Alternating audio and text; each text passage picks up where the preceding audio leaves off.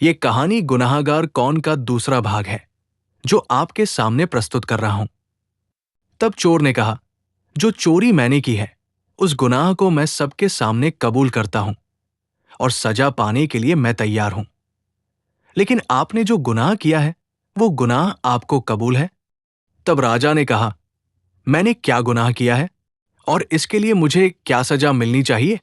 चोर के ऐसा बोलते ही राज दरबार में सन्नाटा छा जाता है।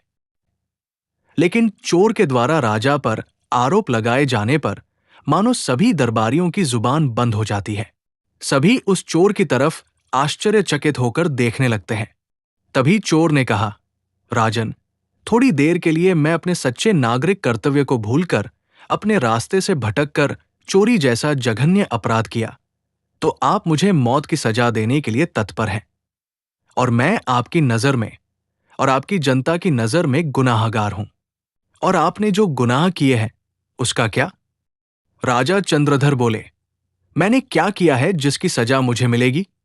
यदि एक चोर को पकड़ना गुनाह है तो मैं इसकी सजा भुगतने के लिए तैयार हूं। तभी राज्य मंत्री बोले, आपको ये चोर अपनी बातों में उलझा रहा है, ये अपने गुनाह से बचने के लिए बहाना बना रहा है। तब राजा चंद्रधर बोले, तुम्हारे साथ क्या गुनाह हुआ है, तुम बताओ। तब चोर ने कहा, आपके ही राज्य के एक प्रतिष्ठित और न्यायप्रिय व्यक्ति ने मेरी मां को कुमारी मां बनाकर शादी का वचन देकर उन्हें मझधार में छोड़ दिया और राज्य के कार्य में लीन हो गया। एक बार हमारी मां और हमारी खबर तक नहीं ली, हमारा हाल तक नहीं जाना कि हम जिंदा हैं या मर गए। हमारे जन्म लेने के बाद हमारी मां ने लोगों के झूठे बर्तन मांजकर, झाड़ू पोछा करके किसी तरह हमें पालपोस कर किशोरावस्था तक पाला। अंत में इस दुनिया से उस इंसान को देखे बिना चली गई जिसने उसे शादी का झूठा वादा कर छोड़ दिया था। हमारा बचपन और जवानी संघर्षों से भरी रही। इस दुनिया से जाते समय मेरी मां ने उस इंसान के बारे में हमें बता दिया जो मेरा पिता है।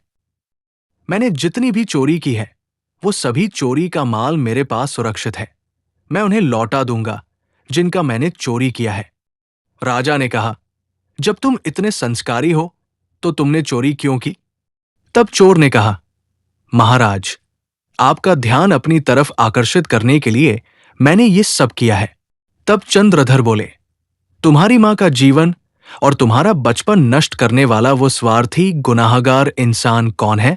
तब चोर ने कहा, महाराज, वो इंसान और कोई नहीं, आप हैं महाराज। आप ही मेरे पिता हैं महाराज। चोर के ऐसा बोलते ही पूरे दरबार में सन्नाटा छा जाता है और माहौल शांत हो जाता है। अब राज्य मंत्री, सेनापति, राजपुरोहित, जागीरदार, बाजार अधीक्षक, द्वारपाल और स्वयं राजा ये सुनकर आश्चर्यचकित हो जाते हैं। राजा चंद्रधर चोर से पूछते हैं, तुम कौन हो और अपना पूरा परिचय दो। तब चोर कहता है कि मैं आपके राज्य के छोटे गांव सुंदरनगर का रहने वाला युवक हूं। यशोदा, मेरी ये मां तुम का हो? नाम यशोदा है, जिसे आपने शादी का वादा करके राजा, मां बनाकर छोड़ तुम दिया। यहाँ? राजा को जब पता चलता है कि वो वही यशोदा है जिसे वो वर्षों पहले प्यार करता था, जिसे वो अपने पिता के मरने के बाद राज्याभिषेक होने के कारण राज्य के कामकाज के दायित्व की वजह से समय नहीं दे सका और धीरे धीरे वो उसके ध्यान से हट गई। अब चंद्रधर को सभी बातों का स्मरण हो जाता है। वो कुणाल से कहते हैं कि वो उसका ही बेटा है और उसके और उसकी मां के जीवन की बर्बादी का कारण वो स्वयं है। राजा अपने गुनाह को मानते हुए पूरे दरबार में कुणाल से अपने किए गए अपराध के लिए क्षमा की याचना करते हैं और साथ ही कुणाल को आदेश देते हैं कि उसने जितनी भी संपत्ति चुराई है वो सब वापस कर दे। राजा कहते हैं, ये एक राजा का नहीं बल्कि एक पिता का पुत्र के लिए आदेश है। राजा चंद्रधर की बातों से पूरे दरबार में उनकी न्यायप्रियता के लिए जय जयकार होने लगती है और राजा के आदेशानुसार चोर ने जितनी भी चोरी की थी वो सब वापस कर दी। राजा ने उसे गले लगा लिया और कुणाल को अपने पद पर नियुक्त किया और अपने गलती के लिए कुणाल से क्षमा मांगी। दर्शकों, आपने जो प्यार और सम्मान हमारे channel V Imagination Motion Pictures को दिया है, उसके लिए मैं आप सभी प्यारे दर्शकों का तहे दिल से स्वागत करता हूं और धन्यवाद देता हूं। प्यारे दर्शकों, आज मैं आपसे एक प्रश्न पूछता हूं। बताइए कि चोर कुणाल और राजा चंद्रधर में सबसे बड़ा अपराध किसका है? गुनाहगार कौन है?